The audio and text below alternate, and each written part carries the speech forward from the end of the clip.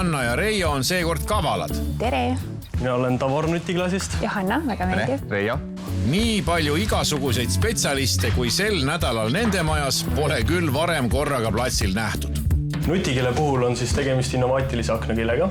Paigaldame siis kile olemasolevale klaasile peale, sobivas toonis, ühendame kaablid ära toitjaplokiga, anname kätte puldi ja siis saab muutama klaasi läbipaistvust. Meie standardis on siis 2 toonis nutikile. Kuidas nendel UV-kaitsega on?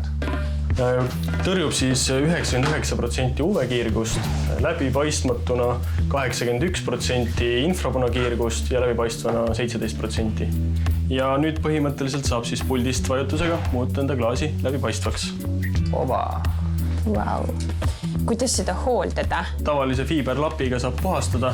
Näiteks laps kindlasti jätab sõrme jälgi klaasi peale, et võib kasutada ka desovahendeid, võib kasutada tavalisi klaasipuhastusvahendeid, aga siis kõigepealt pihustada lapile ja siis lapiga.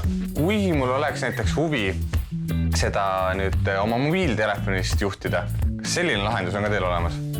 Tegelikkuses jah, et kuna me panime teile siis ühele suurele klaaspinnale 2 kile, siis on võimalik isegi niimoodi, et sa saad telefonist juhtida oma pooli eraldi.